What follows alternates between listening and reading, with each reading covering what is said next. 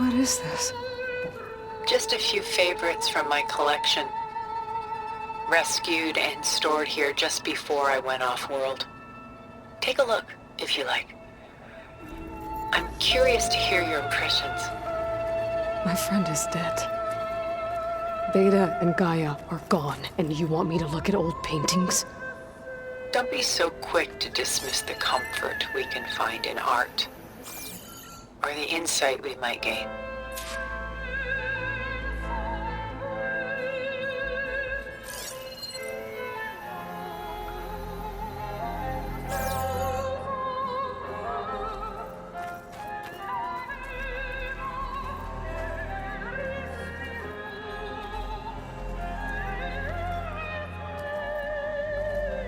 My favorite pairing on the left is Woman Reading a Letter by Vermeer, a true master.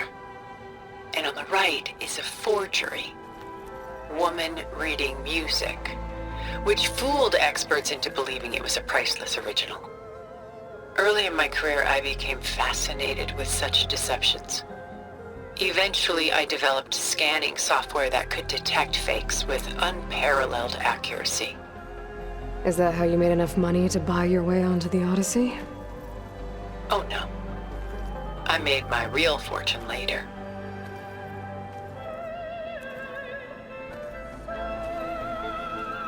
Selene and Endymion.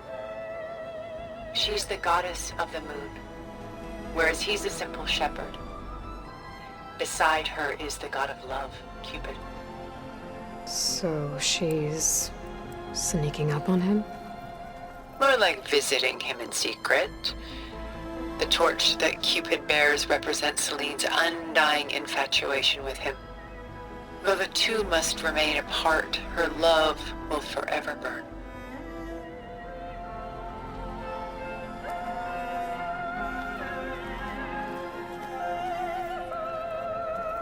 This is Rembrandt painting Jeremiah, a man in mourning. Mourning what? His home. The ancient city of Jerusalem. He foresaw its impending doom, but could do nothing to prevent it. So instead, he saved its treasures from destruction, just as I saved these works. You could say we're kindred spirits.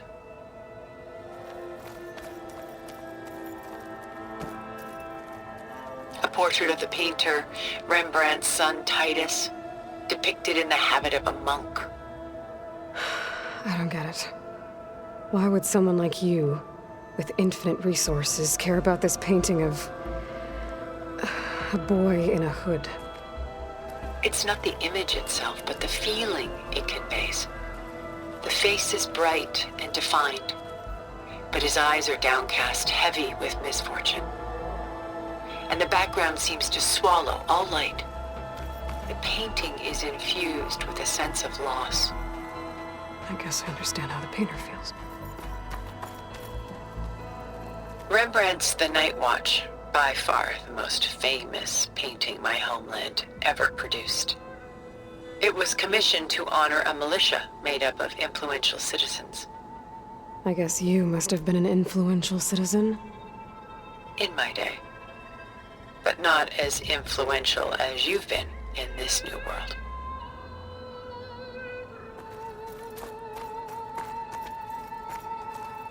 The Gust, by Willem van de Velde, the most famous of his many maritime paintings. A ship crossing into the unknown. I guess you're familiar with that. Indeed, which is why I appreciate this composition in particular. Though waves and wind threaten to destroy the ship, it perseveres, clinging to the light even as darkness closes in all around it.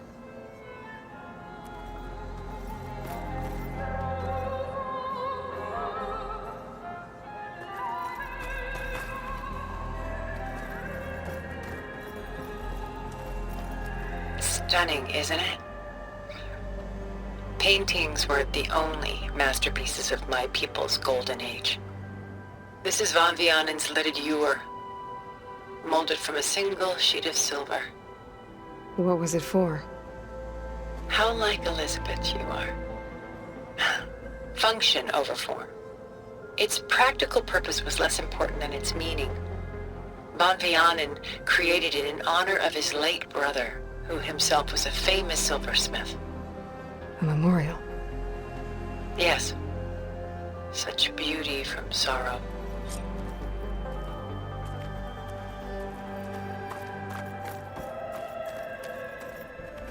She's pulling out her own hair. Out of madness, out of grief. It's hard to watch her suffer.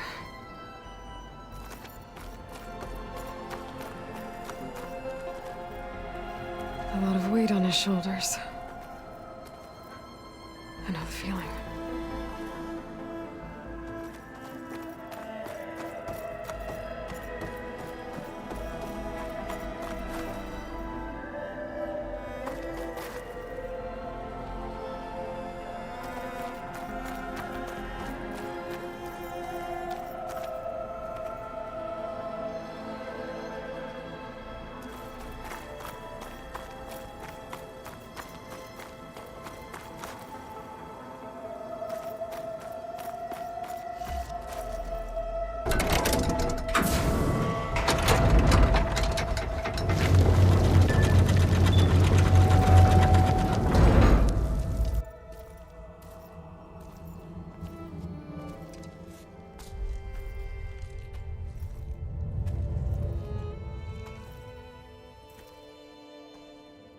There you are. Feeling better? How did you find us? At the cauldron?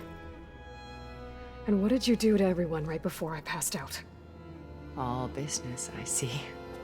Well, suffice it to say we were keeping a very close eye on Hephaestus, knowing we would need it at some point. Your ruse didn't fool us, and as for my little trick, it was an overload of the senses, accompanied by an energy discharge. Gerard and Eric were only momentarily disoriented due to their shields, but it rendered you unconscious while I got you out. Perhaps some breakfast might steady you a bit?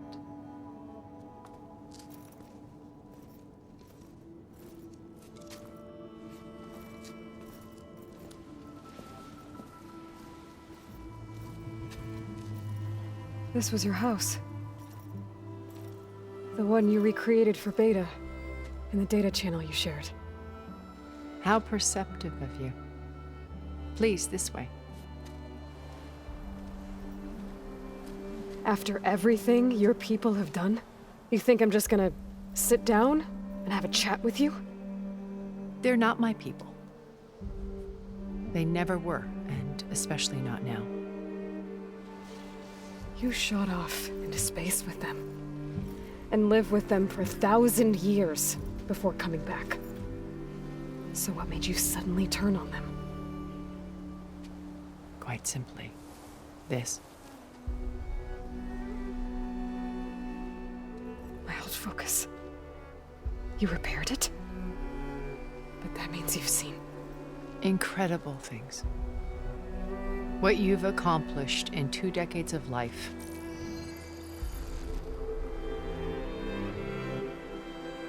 A 1,000 years at my back and I haven't even come close.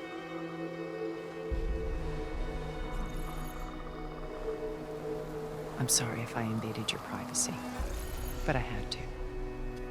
In order to understand. To be enlightened. You truly are Elizabeth's blood. With her drive, her sense of mission, her integrity.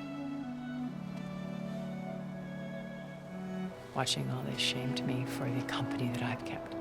Having seen it, all I want is to help you. even if it means stopping your friends? Especially so. Please, sit down.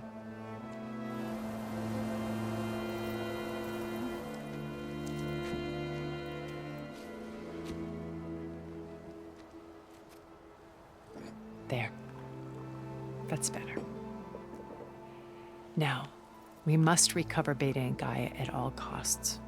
By now, you must know that Gerard intends to use Gaia to reboot the Earth's biosphere. remaking this world to specifications that would only suit us immortals. This process will kill every living thing on the planet. He calls it a clean install. Not if I stop him first. Not if we do. And once he and the others are gone, we can work together to fulfill Elizabeth's dream. I'm sure Beta told you that there's a build of the Apollo database on board our ship. A complete collection of human knowledge. With that and Gaia, we could do everything Elizabeth wanted. Heal the biosphere, educate the people of this world, uplift them. Create the world she imagined. Let's not get ahead of ourselves. From what I've seen, your friends are invincible. I do wish you would stop calling them my friends. And they're not invincible. In fact, a friend of yours has found a way to defeat them. Silence. Oh, he's been a busy bee, building an army powerful enough to crash through Gerard's precious base. Yeah. Regala and her rebels. Even now, she's preparing a final march on the Tenakth capital. When she wins, she'll have the entire tribe under her control. Hundreds of warriors and machines to throw at the base. She's been duped. They'll all perish, of course. But it should be enough to break Gerard's defenses and allow Silence to kill him. Along with all the others. Using the new weapon he's developed. Yes, he's found a way to circumvent our shields. Truly an exceptional man. He's planned for everything. Except you and me. You see, while his army is battering down Gerard's doors, you and I will sneak in through a back way. One that only I know about. While Silence and my friends are busy battling each other, we'll take back Beta and Gaia. I told you I want to help you. I mean it.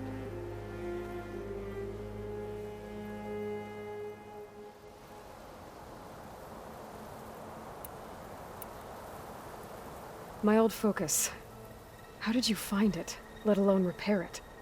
When we encountered you at the Hades Proving Lab, Gerard saw you as a redundancy. I knew better. You were a revelation. After your dramatic escape, bravo, by the way. Gerard and Eric assumed you were dead and gave up the hunt. I wasn't so sure. When the others were busy, I returned to the lab and searched for any trace of you. That's when I found this little treasure. Not easy to repair, but certainly worth the effort. As I watched your life unfold, you were like a splash of color on a worn canvas. What Liz was, and more.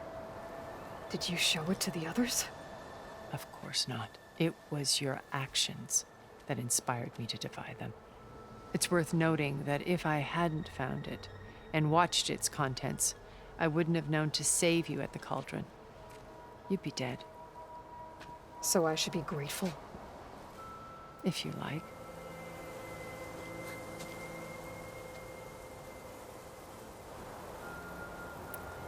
You said Beta is not in urgent danger, so what are the Zeniths doing to her? Putting her to work. Merging Hephaestus with Gaia. A difficult, time-consuming task, as I'm sure you know. They will compel her if need be. But her life is not in danger. She's the only one who can do it. Because you people made her to be nothing but a tool. Gerard's idea, not mine. They always viewed me with suspicion when I attempted any form of kindness towards her. That's why I created the data channel. A virtual place where we could speak in peace. Beta told me your colony was destroyed. That you came back to Earth because you had nowhere else to go. It's true. After we reached our destination, a planet in the Sirius star system, we spent decades building a new home. The physical constraints of Earth, the boundaries of mortality, gone. To think of what we could have done with it. It might have been a utopia. Instead, we stagnated, absorbed in effortless comforts and virtual realities. It took a cataclysm to finally yank us out of our stupor. What happened? A massive geological event. We knew of instabilities in the planet core, but we underestimated them. By the time the collapse was upon us, it was too late to stop it. Only a few of us made it to the ship in time. We set course for Earth, the only safe harbor left to us. Which you decided to make unsafe for anyone else. Not me. Gerard. He believes it's better to wipe the canvas clean than work around the smudges. No more primitive tribes, no more combat machines, only a blank slate to do with as he pleases. But we will stop him. All we have to do is get into that base. How do you know about Silence's plan? He isn't the only one adept at spyware. You hacked his focus? No, he's too careful for that. But his subordinates? Not so much. He gave additional focuses to the tribals he branded the Sons of Prometheus. The ones working with Regala. By tapping their focuses, I learned about most of his dealings. The distribution of override technology, the arming of Tanakh rebels, and the secret pact with Regala to attack Gerard's base. But how did he come up with a weapon that can take down your shields? That's the one thing I haven't been able to figure out, but however he did it, I'm quite certain it will work. With it and the Tanakh army, victory seems to be within his grasp. Such a shame he'll be disappointed.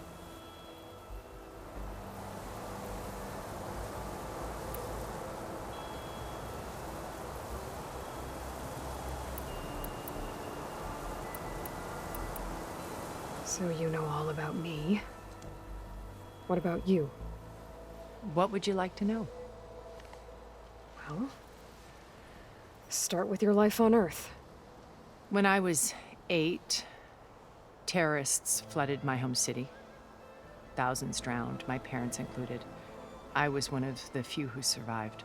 My guardian sent me to boarding school. Among my peers, I was the strange girl, the orphan to be avoided. All because of circumstances beyond my control. Oh. So we're a lot alike, huh? Aren't we? You were an outcast. But you didn't let that stop you from getting what you needed. Neither did I. I climbed my way out of desolation and used my wits to build a fortune. First from the technical analysis of art and the detection of forgeries. Profitable expertise in those days. But as it turned out, the software I developed was even more useful for counterintelligence. From there, it was only a short step to gathering extremely valuable intelligence on my own. You were a spy? More like a service one could turn to for information. I had to remain anonymous, of course, to protect my privacy. But despite that anonymity, Far Zenith inevitably sought me out. So this channel you shared with Beta, none of the other Zeniths ever found out about it? Gerard believes he's the most cunning of all of us. Even after 1,000 years, he still can't imagine that I would outwit him. The channel allowed me to interact with Beta away from their mistrustful eyes. It offered us a chance to be ourselves. Until you cut off all contact. Yes, though it pained me. I was worried that our meetings would do her more harm than good. She felt like you tossed her aside. I was afraid the others would find out and punish her. She may not have had the comforts of friendship anymore, but at least I ensured she was safe. I know it seems harsh, but you must believe that her well-being has always been paramount to me. What exactly is your plan to sneak into the Zenith base? We will make use of a lesson I learned from an early age. Always know your exits. In this case, a place where Gerard's new construction meets the ancient foundation. a passage that only I can access. When Silence flings his army at the base, we will enter through this back door, bypassing most of the fighting. The distraction will provide us with a window in which to rescue Beta and Gaia. Regala's only interested in killing Hekarro and waging war on the Karja. What does she have to gain by attacking Zeniths? It's the price she must pay for her war. Without the ability to override machines, her little rebellion would have languished in the desert. So she trades with the Sons of Prometheus. Machines to help her overthrow Hekarro. In exchange for an assault on the base. Pride has deluded her into thinking she can actually survive such a battle. And all without ever knowing who the Sons of Prometheus really answer to. Yet for all of Silence's brilliance, still he underestimates you. That blind spot is what will allow us to take Beta and Gaia right out from under him. While hundreds of Tenakth are cut down outside.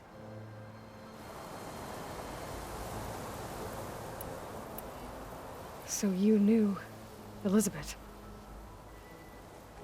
What was she like? Liz was everything she was. I see in you. And more. Your ingenuity, your determination, your moral compass. You've managed to distill her greatest qualities and make them your own. I'm not asking about me. Tell me about Elizabeth. What was she really like? The honest answer is that I don't actually know.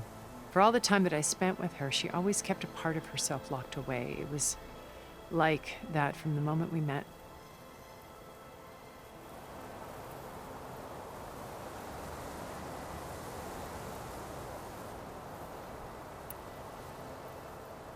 What happened when Far Zenith approached you? They painted an irresistible vision of humanity's future. One where we need not fear illness or death, where we explored the furthest reaches of the stars and thrived. It was only later that I realized that they only intended to bequeath this future to the rich and powerful. By the time I finally figured it out, the walls were closing in, Pharaoh's machines were devouring the earth. So I accepted Far Zenith's invitation to a birth on the Odyssey. I wanted Liz to come, but she had nobler plans, as you well know.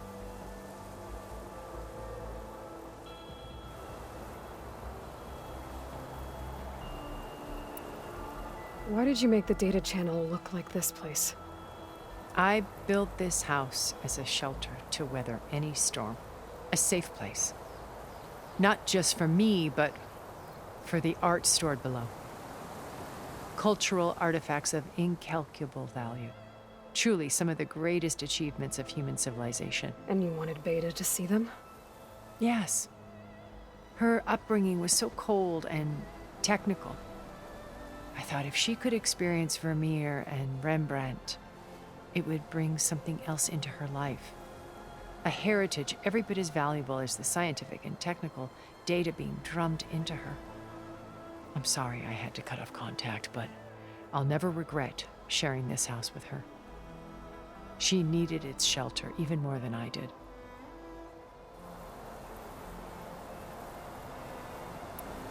Once we're inside the base, where will we find Beta and Gaia? Here in the command center. By then, Gaia will have been reunited with all of its subordinate functions, including Hephaestus. What about the alpha build of Apollo on your ship? A simple matter of recovery once the others have been dealt with. With that in hand, we'll have everything we need to make this world as it should be.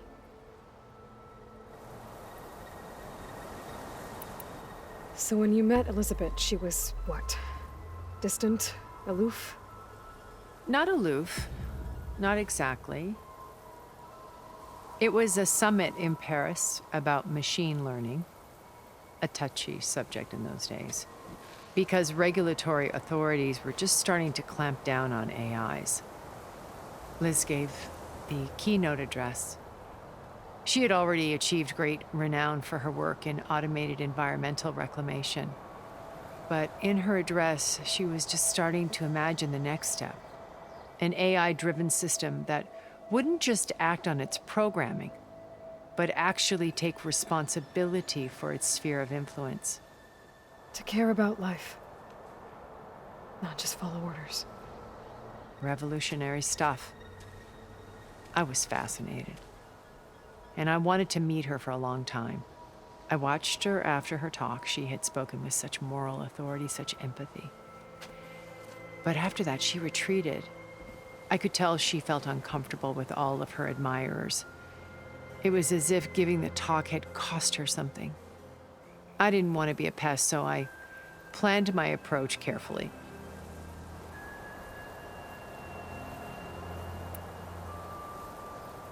So you didn't know the other Zeniths were monsters until it was too late? I knew some of them were, certainly. It wasn't until we were off-planet that I understood the true scope of their greed. I was grateful to simply be alive, but the others became obsessed with a kind of effortless immortality. They built a colony where machines serviced their every need, where any memory or fantasy could be endlessly savored in virtual reality. It wasn't life. It was stultifying, a pampered dream state. As the decades passed, I withdrew more and more, alone yet again, but this time with eons to consider my mistakes. Now finally, having met you, I feel like I have a second chance. To do what? Help you, of course. To fulfill Liz's dream, which isn't so different from Zenith's original vision. A better future for humanity.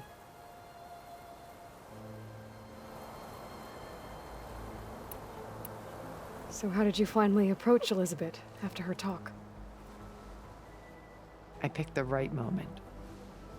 The morning of the next day, right as she came back to the conference, she had just had her coffee. She was fresh, rested.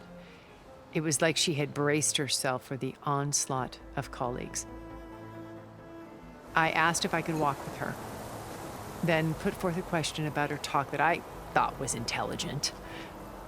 Her answer made me realize it wasn't, but she was very welcoming. Almost as if we were previously acquainted. It was only halfway through the conversation that I realized she knew exactly who I was.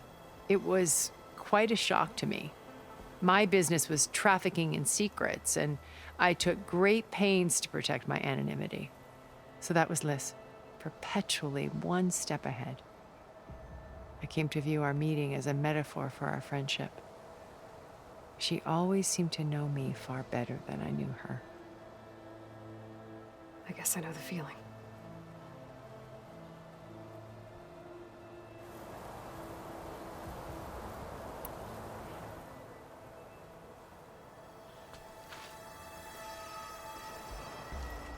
First Varl. Now Hikaru and the Tenakth. Your plan would wipe out an entire tribe. There has to be another way. We are in an admittedly desperate situation, but I assure you there isn't. Remember Zero Dawn. Elizabeth's sacrifice. Sometimes many have to die for a new world to grow. If it looks impossible, look deeper. Wait. The data channel. It still exists, doesn't it? I need you to open it. Let me talk to Beta. Impossible. We might be detected. It's worth the risk. There is another way, one where the Tenakth survive. But we won't. If the others... If you want to help, open it.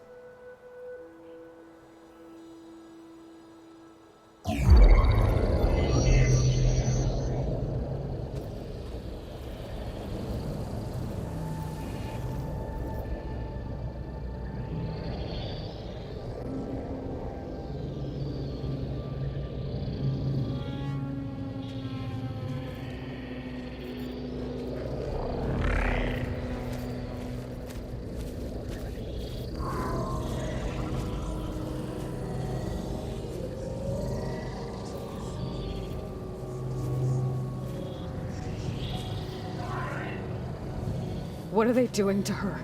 Virtual reality dissociation. The manual merge of Hephaestus will take hours upon hours of tedious micromanagement. If she resists the work, they run simulations to induce feelings of isolation and despair. Beta, can you hear me? You're alive. They're watching me. I can't hold up this extra projection for long. You should have killed me. No. No, look at me. I'm coming for you. I promise, okay? I just need you to hold out a little while longer and work on the merge.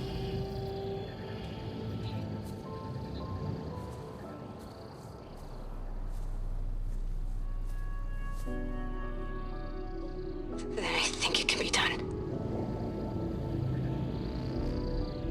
I'll contact again when it's time. Can you hold on? As long as I know you're coming for me, I can endure anything.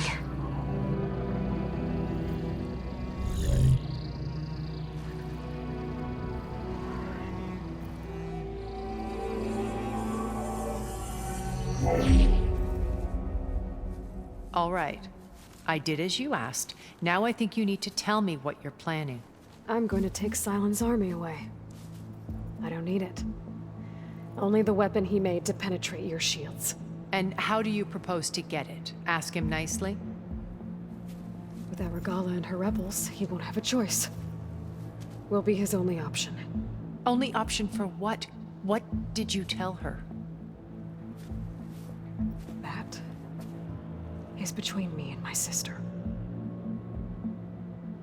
Will be Silent's only option for crashing that base. I'll tell you the rest later. But first, there are a couple of things I have to do. Oh. And what are those? Lay my friend to rest. And then I'm going to use the override that Beta gave me at Gemini to put an end to Regala's rebellion. From the air. Wait. Since you insist on doing things your way, I know of something that will truly help you make a grand entrance with the Tenakth. The ancient Horus Titans still possess electromagnetic energy cells as part of their arsenal. Drop one of those on Regala's army and they'll receive quite a surprise.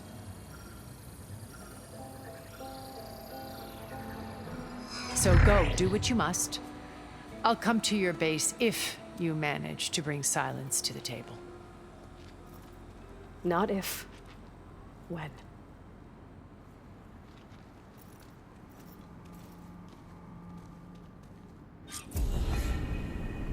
Erend, are you there? Aloy! Aloy, is that really you? Yeah, it's me. Where's everyone else? We're all... we're back at base. What happened? It might be easier to explain in person. I'll try to join you there when I can. Okay. We'll wait here for you. It's good to hear your voice, Aloy.